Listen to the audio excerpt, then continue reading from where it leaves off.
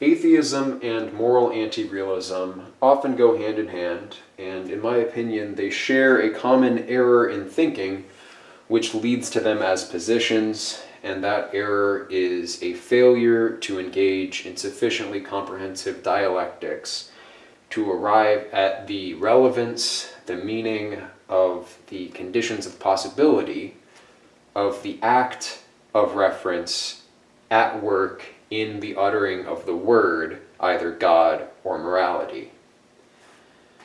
So you can look at atheism as the claim that the term God, what it calls to mind directly, is an object of imagination. And this has no valid connection to either, if you're a mathematical realist, Platonic realist has no connection to the truth of the world of forms or the underlying logic of reality, or you could say it has no correspondence to the fundamentally, material world. And that's sometimes just all that people allow to exist. So there's no forms, there's just kind of the world, which, since we represent the world in terms of forms, just every moment of your experience phenomenologically is constituted from all sorts of shapes, numerical properties, distance, things that we can analyze with our spatial intuitions are at work inhering in the world as we perceive it. Otherwise, perception wouldn't really be possible. Like, the thing that I see here is distinct in my scene of representation. These 2 points are distinct, and that distinction is measured through proportion. This span of space constitutes some proportion of the totality of what I have accessible. So, that's just to say I don't really understand what people mean by materialism, because the direct world of experience seems to be composed of not this material world starting with a Big Bang lasting 14 billion years, evolving, like the whole theoretical construct that we hold in our minds, materialism, that's not what experience is composed of. Experience is composed more of something like this: forms, logic, mathematical structures. But anyway, if the idea in the mind, not this kind of idea, but just the thought event in the mind, which is called to mind by the word God, if that doesn't correspond to one of these realities outside of the mind, then you can say that God is an imaginary entity. Still, that wouldn't mean that God doesn't exist as defined by this act of reference.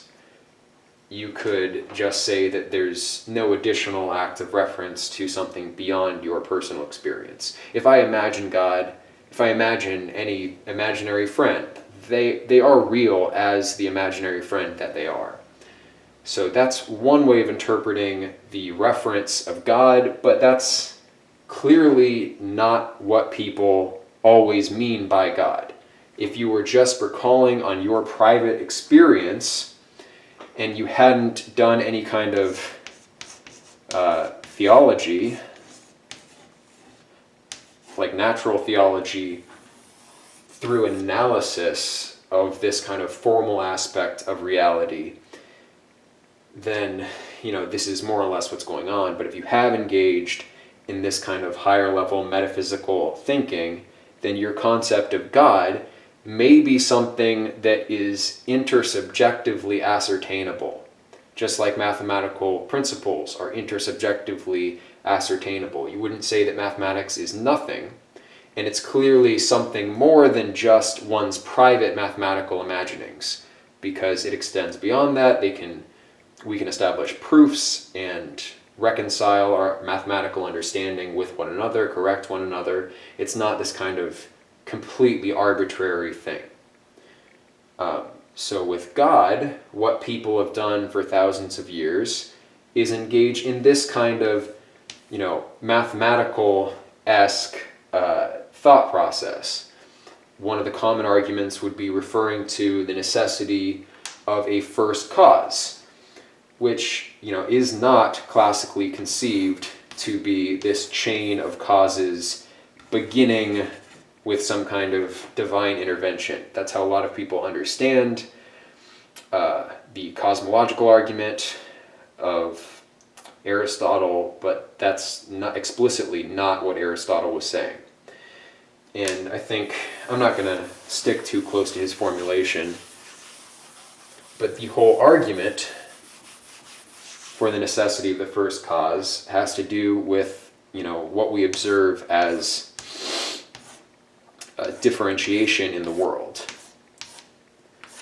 So we observe some pattern, and this pattern depicts systems of relations that are themselves more universal than the particular events contained in the pattern.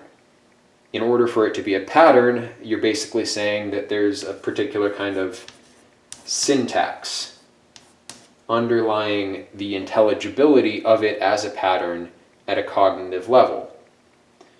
And if we then kind of heuristically capture the syntax, maybe conceptually we're not capable of fully grasping the actual syntax of pattern as experienced directly. But that's kind of like in mathematics or geometry in particular, we can look at our intuitions and express them symbolically and use this as a kind of language to refer mutually to these available mental operations. When we're talking about the actual phenomenological syntax, the nature of things, we can use terms like, causality, or like that's one kind of syntactic framework in which events would take place. And various other terms that we can refer to in our own experience. And so we represent, say, let's just call this like experienced reality. This is we'll just call it causality.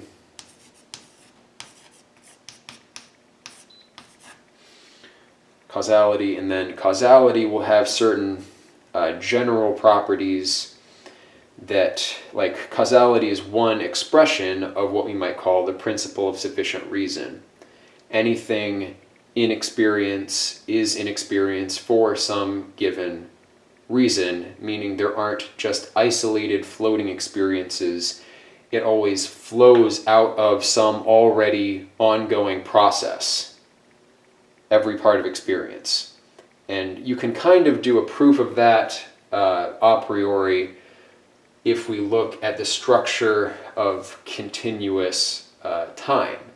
In order for time to be intelligible as a structure, there's kind of a linguistic nature to it where one point needs refer to some previous point in order for the structure of this point to be intelligible as a moment in time. If it weren't connected in this sense, if the principle of sufficient reason did not obtain at every moment of experience, then it structurally wouldn't be experienced in time. For it to be experienced in time, it needs to establish position in time, which necessarily refers to a past state of things. So, excuse me. So we can call that like the PSR, the metalogical laws, something like that. Metalogical laws being one expression, another expression of the PSR. And then underlying this, the fact that we can articulate this structure of time, a priori structure of time and space as relations, then we get to the identity of the relata, those things that come into relation. And so even just talking about like the existence of time and space, or logical necessity, I don't know, something like that.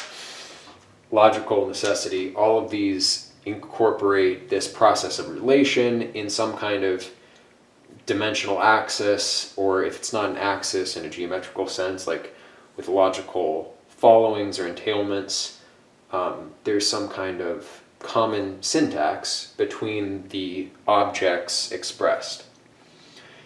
And when we get to the nature of that base identity, we kind of exhaust this possibility of collapsing complexity into more universal or general characteristics. And so we have something like a first cause, an identity whose being is necessary and not contingent. At any point in time, anything that we experience is contingent on the previous experience in order for it to be in time. Causal things, any event is contingent on the preceding causes. When we deal with the principle of sufficient reason, that is contingent. In any manifestation, that's a restatement of the principle of sufficient reason, that is contingency. And then the underlying identity of the things related is that contingent on anything else? Is there composition to it? Is it made up of something prior? If anything is constructed of things that are smaller than it, this is like Euclid's the whole is greater than the part kind of thinking. The part is prior, logically, structurally, to the whole. If there's any part of the most general syntactic medium, or I don't know what you want to refer to it as, but you could call it the undifferentiated, like the simple. That's what we're getting at in this process. And you can see how this process develops, and we can test its accuracy intersubjectively using mathematical languages of logic, things like that. We can test it intersubjectively until we get to the top, where we reach this simplicity, first cause, necessary being. So anyway, that's more usually, I think, what people mean by God in the actual theological systems of the world. And that can be expressed as a personal being or an impersonal being. Hindus would say that simplicity is Brahman. It is not purely impersonal. It's also personal. Maybe transcends the divisions between personal and impersonal. Buddhists would say it's impersonal. Classical theists would say it is personal, but I don't know necessarily how to interpret the particular personal claims of classical theism. I guess I can understand by saying that certain attitudes are reflective of reality, certain attitudes are not reflective of reality. And so this simplicity, which contains the forms of all true structures, syntactic structures, linguistic structures, if it contains all of that, then its personality would be fully true, right? And so we can act emotionally out of misconception, but there's no room for misconception in that base thing, because anything that flows out of it is a combination of the possible operations that it performs, and its performance of those, its expression of will, is the truth of it, because it's not making reference to anything. He can't make reference to laws of logic which are separate from him, right? Because then he wouldn't be this necessary being. So yeah, you can make sense of a particular personal nature even to that, but that's kind of analogical language, metaphorical language, which doesn't mean it's, valueless. Metaphor is, analogy is significant in all of language, and if we weren't able to grasp with one faculty of the intellect something that is expressed in metaphorical terms using another, then we would kind of be out of luck in growing our understanding through reference to language. I know that's probably difficult to understand. So what I mean by that is we can learn about, I don't know, physiology intellectually using language, using that kind of mental operation. And then when we understand the symbolic reference, the analogical reference of the sounds and structures of meaning that we build in language, when we refer that back to our, there's a term for it, proprioception, and we can actually feel the body and feel the truth of it referred to in language, that obviously leads us to greater levels of meaning than we could have obtained if we just stuck to language and dealt only within that kind of declarative realm. You have to have a reference, a link back to some non-linguistic process to really build understanding in a direct sense. So that's why when we're referring back to the most necessary component of the structures that you observe, you don't have to think of this as like something separate from you. That's usually how classical theism conceives of it. But if instead you think of this whole process as occurring mentally, then we build back to a necessity mentally as well. And so, this kind of metaphorical reference regarding that being helps us to build our understanding of our own basic mental structure. You could look at logic as doing that same thing. If you're not grasping the intuitions of logic that are underlying the formula that you're writing out, you're never really going to understand it. It doesn't just exist on the page. It's connected to experiences that are accessible or not. So I think, that's the condition of possibility of the ultimate, meaning of God that we refer to. What does the materialist put in its stead? Nothing. But the question is there of the first cause, of the most basic first principle of reality. That is, in essence, the condition of possibility of the reference of God. And if you don't engage in that dialectic to get down to what that condition of possibility is, and instead you just throw out a term because you don't like the colloquial definition of it, then you're just really not addressing the concept you think you're addressing.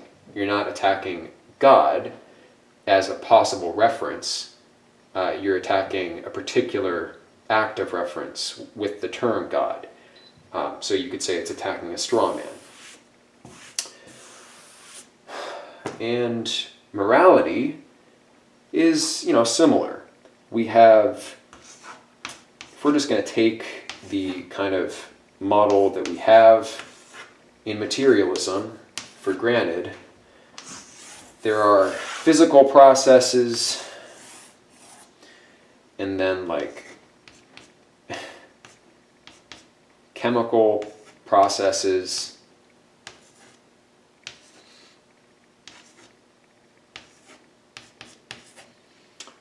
the chemical processes rely on the physical processes, but they're not any less real. They're a higher order, and so they're contingent upon the lower processes, and they are epiphenomenal to this level. There's kind of like a, punctuated equilibrium regarding the dynamics of systems up the chain, where there's certain things that obtain at a certain scale, at a certain scope of being, and then you break through to another level, and there's kind of a unique syntax.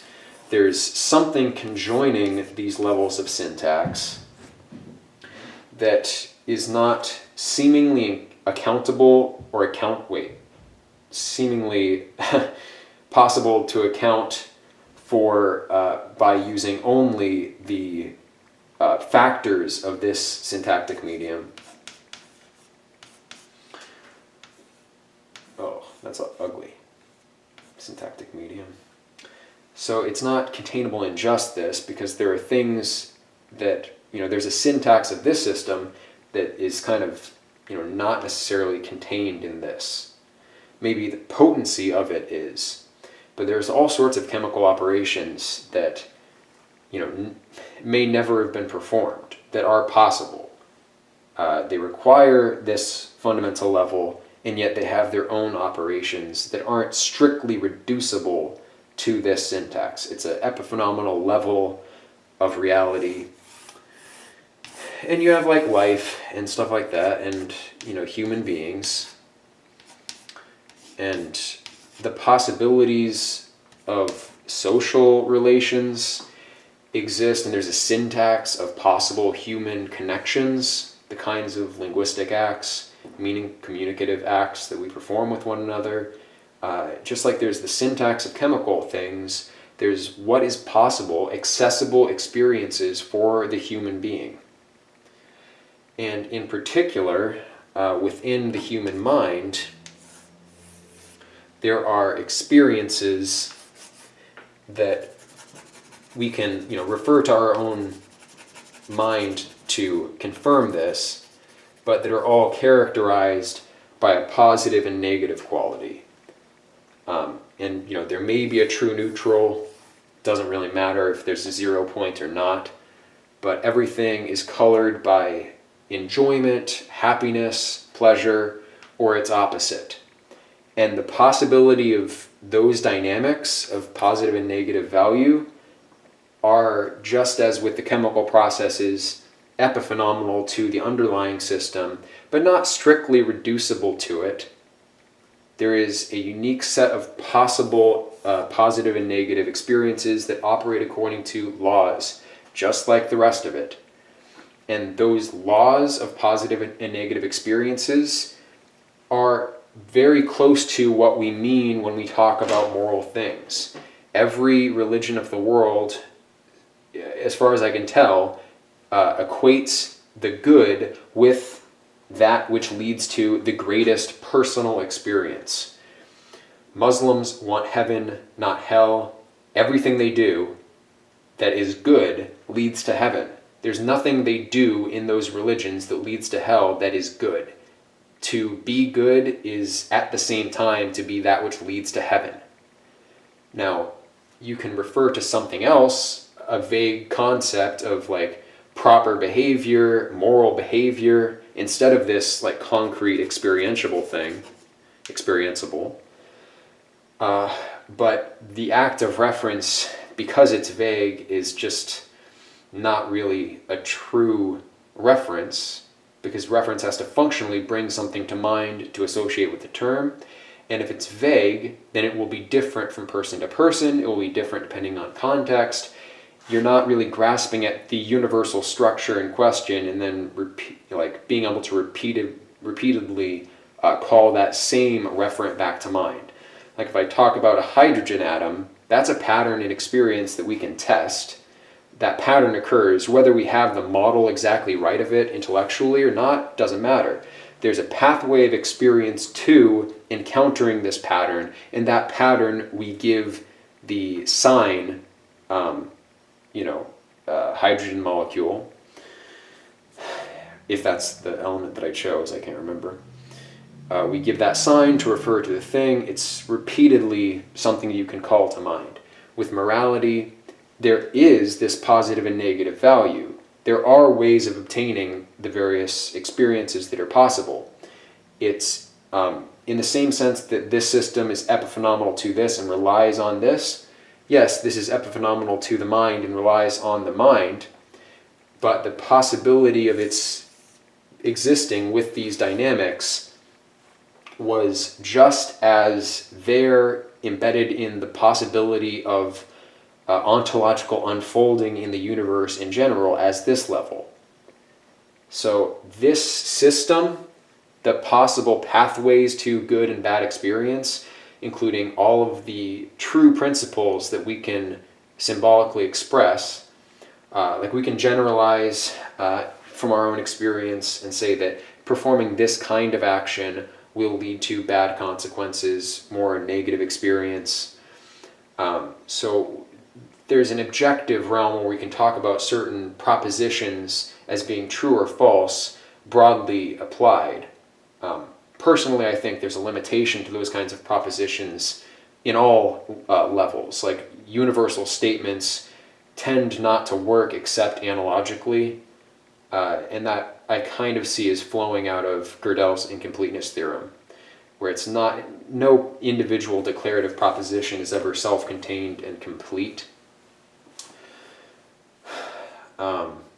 So when we talk about moral propositions, they may not be absolutely and universally true, but nothing is necessarily absolutely and universally true as contained in language. That doesn't mean that at the same time there isn't just a true structure that is absolute and universal, like we were talking about in the last illustration. But hopefully that's clear now.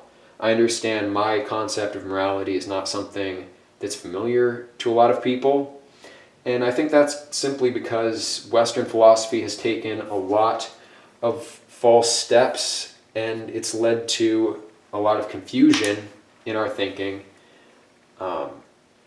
reification of concepts, reification of fixed ideas, and a failure to really get beyond the linguistic aspect and deal with the relation of direct experience to language. I mean, empiricism is one approach to this, but it's done in a very abstract way. Materialism is an abstract system of thought. It's not something closer to a phenomenological engagement with the world as it is. To hand, I guess. At hand. So I think that's an important concept. This, the dynamics, this syntax, I call morality. It's dependent on a reference frame in the same sense that anything here displays contingency or dependence in the ontological chain. But that's no unique reason to deny the existence of it. It exists, even if it's epiphenomenal. Its existence, its syntax, at that level of being is still true for what it is. I say that this is the actual mental reality, the pattern that occurs for everyone, just like this pattern occurs for everyone. That's the actual thing.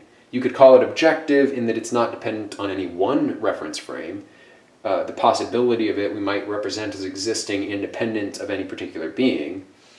Really that just gets down into your cosmological view. If you're a temporal atheist and all this stuff exists for the first time only when it happens, and we can't intelligibly even speak of like a true potential state of being for things until they manifest, I think that's just a naive and not really well thought out way of thinking.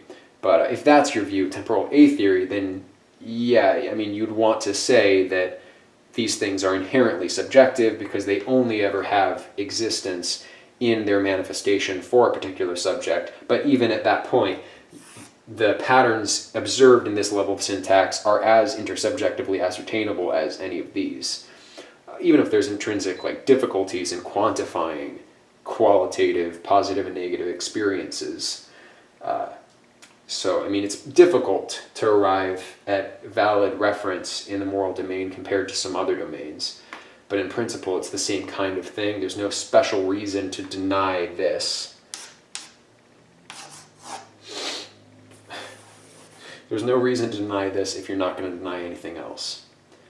So, yeah, that's... And then if you're a B theorist, the possibility of all these things is indifferent with the actuality of them.